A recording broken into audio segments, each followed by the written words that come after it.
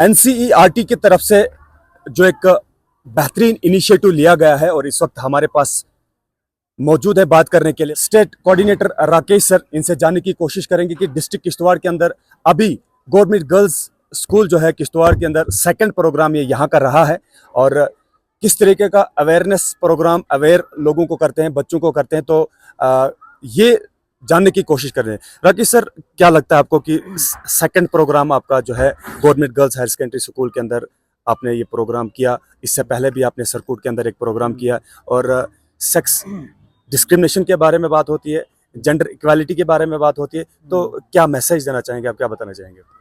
सबसे पहले तो थैंक्स आपका कि आप यहाँ हमारे साथ बने रहे। तो रही बात ये कि सेकंड प्रोग्राम, ये सेकंड प्रोग्राम नहीं है।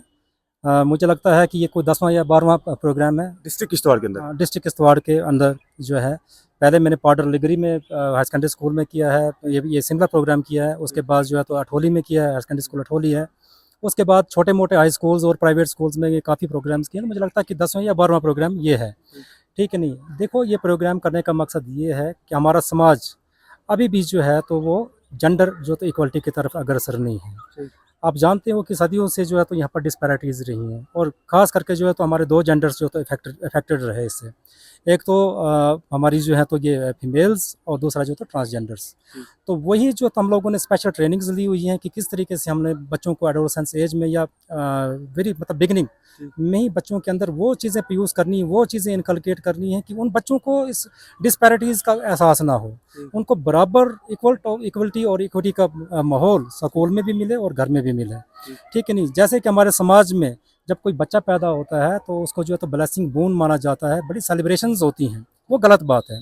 अगर एक लड़का पैदा हुआ इसके लिए सेलिब्रेशंस हो रही हैं तो क्यों नहीं बच्ची के लिए भी जो है तो इसी तरीके की सेलिब्रेशंस हों, बच्ची का भी प्रॉपर वेलकम किया जाए, उसी तरीके से खुशियाँ सेलिब्रेट की जाएँ। क्योंकि देखो ना, बात ये है कि अगर हम एक वुमेन को एजुकेट करते हैं तो मीन्स कि हमने पूरी फैमिली को एजुकेशन देते हैं, ठीक है। नहीं है, और मतलब बैकबोन जो होती है किसी भी फैमिली की, वो वहाँ की जो है फीमेल ही होती है, ठीक है। नहीं, उसका मतलब आपके ज़िंदगी में किस तरीके से जो है तो वो आपके डेवलपमेंट में जो उसका पार्टिसिपेशन होती है एक माँ के तौर पे, एक सिस्टर के नाते, एक मतलब हर तरीके से जो है। ये इनिशिएटिव कब से लिया गया है और क्या इससे पहले कोई सर्वे हो चुकी है जहाँ पे आपको लगा कि ऐसे जैसे प्रोग्राम करना सोसाइटी के अंदर, स्कूलों के अंदर करना बहुत ज़रूरी है ताकि लोग अवेयर हो? देखिए, ये प्रोग्राम्स जो हैं तो ये कोई मुझे लगता है 2018 से ये प्रोग्राम्स मैं कर रहा हूँ मैं। तो खुशी इस चीज़ से मिलती है कि स्टेट में जो है तो ये जेंडर स्टडीज़ को अगर फेमिलियरिटी अगर दी है किसी ने तो वो मैंने बड़ी एफर्ट्स किए हैं, कोशिश की है। अभी भी देखिए, गवर्नमेंट की तरफ से मुझे कोई इंसेंटिव नहीं है, कोई नहीं है। मैं अपने खर्चे से, अपने सैलरी से ही दूर दराज के स्कूल्स में जाता हूँ और कोशिश करता हूँ कि इस एजुकेशन का लोगों तक फ़ायदा पहुँचे, बच्चों तक फ़ायदा मिले। 18 से अभी तक आप ये प्रोग्राम करवाते जा रहे हैं, तो आपने क्या एनालाइज किया? तो अभी और भी मज़ीद कुछ ऐड करने की ज़रूरत है? सोसाइटी के बीच में कुछ चल रहा है ऐसा कि आपको लगा कि इस प्रोग्राम में नया कुछ चेंज लाना चाहिए? देखिए, 100% जो है तो रिज़ल्ट्स मिलना नामुमकिन ही होता है, क्योंकि बरसों के स्टीरियोटाइप्स हैं, बरसों के ये माइंडसेट्स हैं, जिनको हम लोगों ने जो तो क्लियर करना है, ठीक है। नहीं, ब्रेक करना है इनको स्टीरियोटाइप्स को। तो ये तो मतलब नामुमकिन बात है, लेकिन ये है कि मुमकिन बन सकता है अगर जो है तो जिस तरीके से हमारी टीम्स जो है तो वो तो ये गठित की गई हैं, फ्रेम की गई हैं और कोशिश भी कर रही हैं। ये इनका भी कंसर्टेड एफर्ट्स हैं कि अभी जो है तो मुझे लगता है कि एजुकेशन डिपार्टमेंट में मैक्सिमम 70-80% जो तो इंस्टीट्यूशंस में पता चल गया है कि जेंडर स्टडीज़ क्या है और इनका मतलब जो है तो स्कूल्स में इम्प्लीमेंटेशन का कितना फ़ायदा। एक आखिरी सवाल आपसे करना चाहूँगा, क्या ये प्रोग्राम सिर्फ जम्मू कश्मीर के अंदर करवाया जाता है या फिर किश्तवाड़ के अंदर सिर्फ करवाया जा रहा है या फिर पूरे मुल्क के अंदर ये प्रोग्राम्स चलते हैं? देखिए सर, पहले मेरे पास 3 डिस्ट्रिक्ट थे, डोडा, रामबन और किश्तवाड़। तो मैंने काफ़ी हार्ड वर्क किया, मेहनत की। तो मेरी इस मेहनत को देखने के बाद जो है तो एजुकेशन डिपार्टमेंट ने मेरा एरिया जो है 10 डिस्ट्रिक्ट में कर दिया है, जम्मू डिवीज़न के 10 डिस्ट्रिक्ट में। तो अभी जम्मू के 10 डिस्ट्रिक्ट्स में ही ये कार्यक्रम जो है तो ये चल रहा है और जगहों पे भी चल ही रहा होगा। लेकिन जहाँ तक मेरा अपना जो है तो ये मतलब सवाल है, तो मतलब ये है कि 10 डिस्ट्रिक्ट में ये प्रोग्राम चल रहे हैं। बहुत बहुत शुक्रिया। आपका? रक्षा।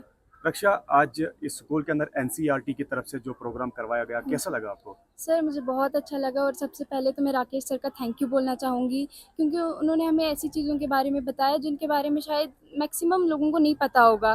डिस्क्रिमिनेशन के बारे में बताया, लड़कियों के साथ पहले कितना गलत होता था और आज की फ़ील्ड में लड़कियाँ बहुत आगे निकल चुकी हैं, लड़कों से कम नहीं है बिल्कुल भी। सर ने हमें जैसे बताया protection of children from sexual offences के बारे में, साइबर क्राइम्स के बारे में बताया और सबसे पहले सर ने बताया हमें कि जब पेरेंट्स वगैरह अपने बच्चों के लिए खिलौने वगैरह लाते हैं या कुछ भी चीज़ें लाते हैं तो लड़कों को ज़्यादा देते हैं, लड़कियों को नहीं देते हैं।